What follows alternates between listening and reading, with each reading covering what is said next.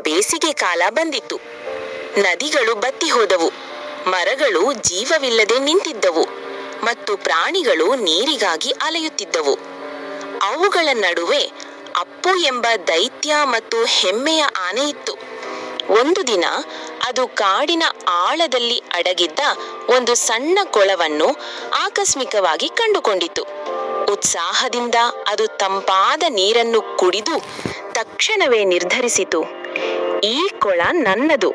ಇಂದಿನಿಂದ ಬೇರೆ ಯಾರೂ ಇದರ ಒಂದು ಹನಿಯನ್ನು ಮುಟ್ಟಬಾರದು ಎಂದು. ಶೀಘ್ರದಲ್ಲೇ ಬಾಯಾರಿದ ಪ್ರಾಣಿಗಳು ಅಲ್ಲಿಗೆ ಬಂದವು. ಸೌಮ್ಯವಾದ ಜಿಂಕೆ, ಮೊಲಗಳ ಗುಂಪು ಮತ್ತು ಪಕ್ಷಿಗಳು ಕೂಡ ಒಂದು ಗುಟುಕು ನೀರಿಗಾಗಿ ಹಾರಿ ಬಂದವು. ಆದರೆ ಅಪ್ಪು ನೆಲವನ್ನು ತುಳಿದು ಮತ್ತು ತನ್ನ ಸೊಂಡಿಲಿನಿಂದ ನೀರನ್ನು ಸಿಂಪಡಿಸಿ ಅವೆಲ್ಲವನ್ನು ಹೆದರಿಸಿ ಓಡಿಸಿತು. ಕಾಡು ದುಃಖದಿಂದ ಪಿಸುಗುಟ್ಟಲು ಪ್ರಾರಂಭಿಸಿತು ಮತ್ತು ಭರವಸೆ ನಿಧಾನವಾಗಿ ಮರೆಯಾಯಿತು. ಮರದ ತುದಿಯಲ್ಲಿ ಕುಳಿತು ತನ್ನ ಬುದ್ಧಿವಂತಿಕೆಗೆ ಹೆಸರುವಾಸಿಯಾದ ಚಿಂಟು ಎಂಬ ಜಾಣ ಕಾಗೆಯೊಂದು ಇದೆಲ್ಲವನ್ನು ಗಮನಿಸುತ್ತಿತ್ತು. ಅದು ತನ್ನ ಜೊತೆ ಕಾಗೆಗಳ ಗುಂಪನ್ನು ಒಟ್ಟುಗೂಡಿಸಿ ಹೇಳಿತು, ನಾವು ಚಿಕ್ಕವರಾಗಿರಬಹುದು, ಆದರೆ ಒಟ್ಟಾಗಿದ್ದರೆ ನಾವು ಬಲಶಾಲಿಗಳು. ಅಪ್ಪುವಿಗೆ ಪಾಠ ಕಲಿಸುವ ಸಮಯ ಬಂದಿದೆ. ಕೊಳದ ಮೇಲ್ಭಾಗದಲ್ಲಿಯೇ ಒಂದು ದೊಡ್ಡ ಜೇನುಗೂಡು ನೇತಾಡುತ್ತಿತ್ತು.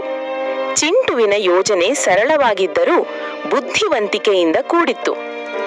ಕಾಗೆಗಳು ಹತ್ತಿರಕ್ಕೆ ಹಾರಿ ಜೇನುಗೂಡನ್ನು ಕುಕ್ಕಲು ಪ್ರಾರಂಭಿಸಿದವು. ನಿಧಾನವಾಗಿ ಕೋಪಗೊಂಡ ಜೇನುನೊಣಗಳು ಗುಯಿಗುಡುತ್ತಾ ಹೊರಬಂದವು. ಅವುಗಳ ಶಬ್ದ ಜೋರಾಗ್ತಾ ಹೋಯಿತು ಮತ್ತು ಇದ್ದಕ್ಕಿದ್ದಂತೆ ಇಡೀ ಹಿಂಡು ಒಮ್ಮೆಲೆ ಹೊರಚಿಮ್ಮಿತು. ಕೊಳದಲ್ಲಿ ನೀರು ಕುಡಿಯುತ್ತಾ ಮಜಾ ಮಾಡುತ್ತಿದ್ದ ಅಪ್ಪು ಸರಿಯಾದ ಸಮಯಕ್ಕೆ ತಲೆ ಎತ್ತಿ ನೋಡಿದಾಗ ಜೇನುನೊಣಗಳ ಮೋಡವೇ ತನ್ನ ಮೇಲೆ ದಾಳಿ ಮಾಡಲು ಬರುವುದನ್ನು ಕಂಡಿತು. ಅಯ್ಯೋ, ಕಾಪಾಡಿ ಕಾಪಾಡಿ ಎಂದು ಕಿರುಚಿತು. ಅತ್ತ ಇತ್ತ ಓಡಿದು ನೆಲದ ಮೇಲೆ ಹೊರಳಾಡುತ್ತಾ ತಪ್ಪಿಸಿಕೊಳ್ಳಲು ಪ್ರಯತ್ನಿಸಿತು. ಆದರೆ ಜೇನುನೊಣಗಳು ಅದನ್ನು ಕಾಡಿನ ಆಳಕ್ಕೆ ಅಟ್ಟಿಸಿಕೊಂಡು ಹೋದವು. ಪ್ರಾಣಿಗಳು ಹೆದರಿಕೆಯಿಂದ ಇಣಿಕಿ ನೋಡಿದವು.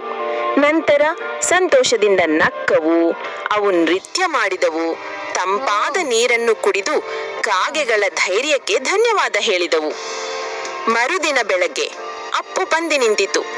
ಅದರ ದೇಹವೆಲ್ಲ ಜೇನುನೊಣಗಳ ಕುಟುಕಿದ ಗಾಯಗಳಿಂದ ತುಂಬಿತ್ತು. ಅದರ ಹೆಮ್ಮೆ ಪುಡಿ ಪುಡಿಯಾಗಿತ್ತು. ಅದು ತಲೆ ಬಗ್ಗಿಸಿ ಮೃದುವಾಗಿ ಹೇಳಿತು, ನನ್ನನ್ನು ಕ್ಷಮಿಸಿ ಸ್ನೇಹಿತರೆ, ನಾನು ತಪ್ಪು ಮಾಡಿದೆ. ಚಿಂಟು ನಗುತ್ತಾ ಉತ್ತರಿಸಿತು, ಶಕ್ತಿ ಒಂದು ಕ್ಷಣ ಆಳಬಹುದು, ಆದರೆ ಕೊನೆಯಲ್ಲಿ ಗೆಲ್ಲುವುದು ಜ್ಞಾನ ಮತ್ತು ಒಗ್ಗಟ್ಟು. ಅಂದಿನಿಂದ ಅಪ್ಪು ದಯಾಳುವಾಗಿ ಬದಲಾಗಿ ಕೊಳವನ್ನು ಎಲ್ಲರೊಂದಿಗೆ ಹಂಚಿಕೊಂಡಿತು ಮತ್ತು ಕಾಡು ಮತ್ತೆ ಸಂತೋಷದಿಂದ ಕೂಡಿತು.